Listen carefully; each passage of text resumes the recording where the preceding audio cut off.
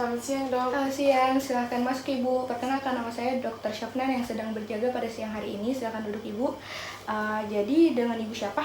Ibu Ara, Ibu Arah. Umurnya berapa Ibu? 19 tahun. 19 tahun. Pekerjaannya apa Ibu? Mahasiswa. Mahasiswa ya. Jadi Ibu pendidikan terakhirnya berarti kuliah ya Ibu? Iya. Status menikahnya sudah pernah menikah? Belum. Belum. Jadi Ibu ada yang bisa saya bantu? Iya, Dok. Akhir-akhir ini kepalaku sakit sekali, pusing, berat. Pusing, Iya, berat. Saya rasa juga kepalaku. Sejak kapan ini? Sejak mulai daring, Dok. Corona, sejak mulai corona. Dari kuliah daring. Iya. Jadi bagaimana gejala penyakitnya, bisa kita ceritakan? Kayak stres, Kak, Dok. Kayak pusing, berat sekali kepalaku. Iya. Karena mungkin karena terlalu banyak saya pikir. Iya. Terus sakit kepalaku juga, Dok. Berat, susah, Kak, bangun kayak gitu, Dok. Itu sakit sekali kita rasa. Iya, sakit sekali, Dok. Tiap hari atau kayak putus-putus Ki? Tiap hari, Dok, tapi kayak berselaki, Dok. Kayak misalnya pagi-pagi biasanya, baru besoknya mungkin siang-siang. Pokoknya sakit, Dok. Lokasinya cuma di kepala saja atau tegang-tegang juga di pundak tak atau bagaimana? Di kepala, Dok. Di kepala aja saja. Jadi ini pusing tak berpengaruh dengan pekerjaan ini tak, tugas-tugas tak? Iya, Dok, berpengaruh gara-gara itu mungkin, Dok. Begitu di dengan kuliah tak juga, tapi enggak berpengaruh gitu. Berpengaruh, Dok. Sering Ki bolos kuliah gara-gara itu? Iya, bukan sering bolos, Dok, cuman kayak terlambat, Kak, biasa masuk, Dok, gara-gara sakit sekali kepalaku. Iya, sebelumnya kita pernah seperti ini? Belum pernah, Dok. Belum pernah di Ibu Ara.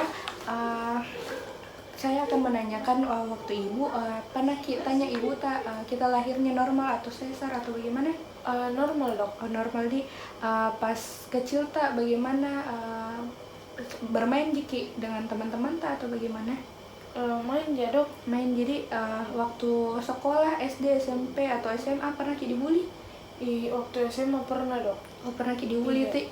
Ini pas dibully Ki pernah Ki sampai ganti sekolah karena dibully? Iya, waktu kelas 2 SMA. Kalau nggak salah saya pindah di situ gara-gara dibully, Dok. Pas di sekolah baru tak masih dibully? Pertama-pertamanya enggak sih, Dok, tapi karena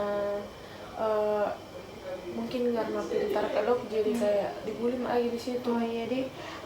Terus bagaimana pergaulan tak bagus bergaul sama orang-orang? Awalnya bagus, Dok, tapi semenjak sudah, Kak, dibully jadi kayak mulai lebih tertutup, Kak, Dok. Jadi kayak lebih tertutup enggak terlalu bergaul lagi. Jadi tadi ini prestasinya bagus Ki pertama tapi karena dibully jadi kayak agak merasa menurun Ki berprestasi tadi. Down, Kak, Dok, karena pusing tuh, banyak juga pikiran di situ, Dok. Terus pernah Ki trauma jatuh atau pingsan? Tidak pernah, Dok. Tidak pernah. Jadi di keluarga tak ada yang seperti ini? Ada pacarku, Dok, dulu. Ada pacar tadi. Di lingkungan tak ada juga yang seperti ini atau bagaimana kondisi lingkungan tak? Apakah ada kayak demo-demo atau ada yang pernah tawuran di dekat rumah tak? Iya, Dok, Ada di baik Ibu, saya akan menanyakan status mental Ibu beberapa pemeriksaan ini, tolong dijawab di. Jadi yang pertama ini saya menilai deskripsi umum tak penampilan tak ini tetap ya sesuai dengan gender tak berperilaku seperti wanita atau feminim. Lalu kita berekspresinya cemas karena terlihat seperti banyak beban. Lalu postur dan gerakannya terlihat seperti gelisah. Lalu kerapian dari pakaian dan dandanannya rapi saat datang. Lalu kita menilai perilaku dan aktivitas psikomotoriknya. Di sini ibunya normal. Tidak hiperaktif atau tidak ada gejala untuk melawan dokternya. Lalu kita lihat sikap terhadap pemeriksanya juga ibu kooperatif, di mana ibu bisa menjawab apa yang saya tanyakan. Lalu kita menilai mood, afek, emosi dan keserasian, di mana mood ibu ini sedang sedih dan afeknya ini normal. Lalu keserasiannya serasi di antara mood dan afeknya. Lalu kita menilai empati ibu. Jadi ibu misalnya saya memberi kasus ibu mempunyai makanan, lalu ada orang tua yang sudah tua sekali dan mengemis ke ibu, apakah ibu memberikan makanan atau tidak? Tidak dok. Tidak diberikan. Dok lain. Jadi misalnya misalnya ibu ini punya makanan, namun ada ibu-ibu tua yang meminta makanan ibu, apakah ibu berikan atau tidak? Diberikan dok. Diberikan. Lalu kita menilai lagi bicaranya, kecepatan bicaranya apakah cepat atau tidak, bahwa ibu ini normal. Lalu kita melihat dari kuantitas bicara ibu ini normal, tidak ada gugup atau berkata yang tidak jelas. Lalu kita melihat dari pengucapannya, tidak ada pengucapan kata-kata yang salah. Lalu kita menilai lagi gangguan persepsinya, kita melihat apakah ada halusinasi, ilusi. Di sini saya akan menanyakan, ibu pernah tiba-tiba melihat sesuatu atau membayangkan ada sesuatu? Pernah dok. Kalau pagi-pagi biasa dok, kayak lihat ke pulpen bergerak sendiri kayak menulis gitu dok. Terus aku dekati, ternyata nggak ada sih dok, nggak bergerak sih. Tapi ada pulpen dan kertasnya di situ? Iya. Oh iya, berarti di sini ibu mengalami ilusi atau kesalahan mempersepsikan objek. Lalu kita melihat depersonalisasi atau persepsi diri yang salah. Apakah ibu pernah menganggap diri ibu seperti robot atau benda atau bagaimana? Pernah dok. Pernah ibu anggap seperti apa? Robot dok. Kenapa kita anggap seperti robot diri tak? Karena terlalu banyak yang harus kukerjakan dok, dan orang semua menuntut, jadi kayak begitu dok. Jadi kayak kita rasa capek sekali karena seperti robot mikir kita tadi. Lalu menanyakan derealisasi. Kita menanyakan apakah ibu pernah berpersepsi terhadap lingkungan di selain ibu. Misalnya ibu menganggap bahwa diri ibu berada di surga atau bagaimana? Pernah mimpi dok. Mimpi kalau ibu sudah ada di surga begitu? Bukan di pantai dok. Di pantai. Oh iya. Kemudian kita menilai alam pikirannya pasien dari proses dan bentuk berpikirnya. Kita menilai lagi isi pikiran, apakah ada waham, obsesi, dan preokupasi. Jadi kita menanyakan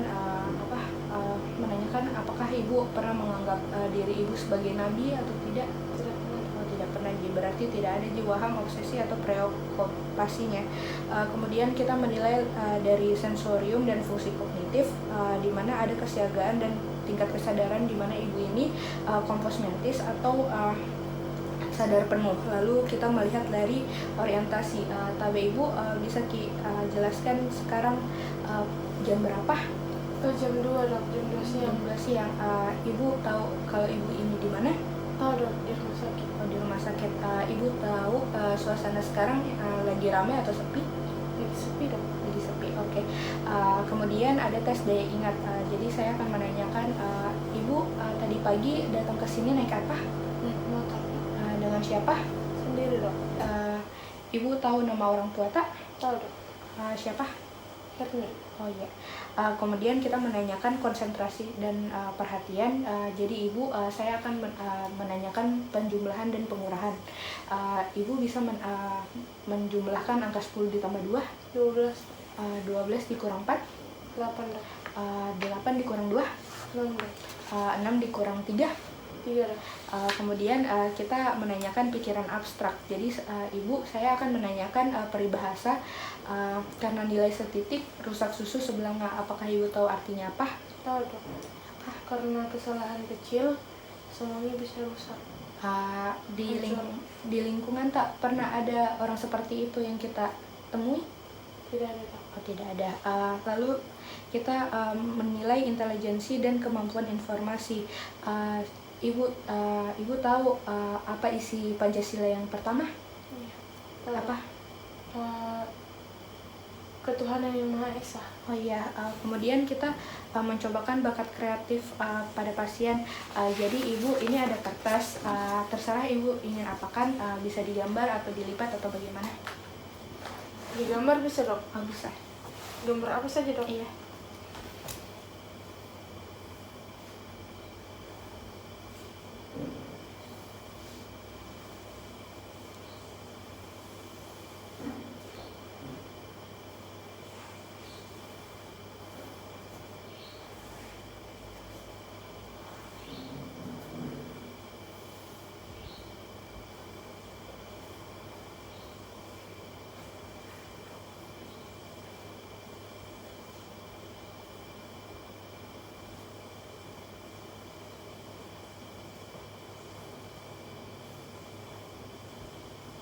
Ini dok, rumah. Oh iya, di sini Ibu Ara menggambar rumah, lalu kita menanyakan lagi kemampuan menolong dan diri sendiri. Jadi saya akan memberikan kasus kepada Ibu Ara.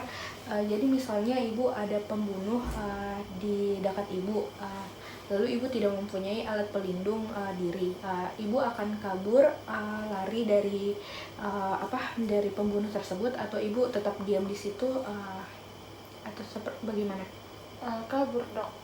Kabur di Untuk menyelamatkan diri. Oh iya, lalu kita menilai lagi pengendalian impuls. Di sini impuls pasien bisa dikontrol. Lalu kita menilai lagi daya sosial. Jadi tadi sudah diberikan kasus bahwa Ibu Ara akan memberikan rotinya kepada ibu-ibu yang tadi ya, yang tua. Lalu kita menilai daya nilai realitas. Jadi Ibu misalnya, saya beri kasus misalnya Ibu sudah bekerja keras, kemudian Ibu mendapatkan bayaran seperti gaji, apakah Ibu terima atau tidak? Terima dok. Terima. Baik, berarti di sini nilai realitasnya sudah normal. Lalu kita menguji daya nilai atau tilikan. Jadi kita bertanya kepada pasien, Ibu menyadari bahwa Ibu sakit? Sadar dok. Sadar dan Ibu tahu kalau Ibu ini harus diobati penyakitnya? Iya dok. Berarti di sini pasien tilikan 6. Lalu kita menilai lagi apakah pasien ini dapat dipercaya atau tidak. Jadi diberikan kasus. Jadi Ibu misalnya Ibu sedang berjalan-jalan, kemudian Ibu menemukan sebuah dompet yang di dalamnya isinya itu ada identitas dan beberapa uang. Apakah Ibu kembalikan atau Ibu ambil saja? Kembalikan. Kembalikan. Baik, alhamdulillah Ibu, ini pemeriksaannya telah selesai. Apakah Ibu ada yang ingin ditanyakan kembali? Tidak ada dok. Tidak ada jadi Ibu, saya akan menjelaskan bahwa Ibu ini menderita depresi sedang akibat tugas-tugas yang banyak dan harus dikumpul, dan ada kecemasan, dan dulu juga pernah dibully ya Ibu. Jadi alhamdulillah ini kan pemeriksaannya telah selesai. Nanti ada pemeriksa selanjutnya, dan nanti ini pengobatannya Ibu bisa kontrol kembali setelah selesai terapi obat yang sudah diberikan. Jadi Ibu, insya Allah Ibu lekas sembuh, karena ada Allah yang maha penyembuh. Terima kasih Bu. Makasih dokter.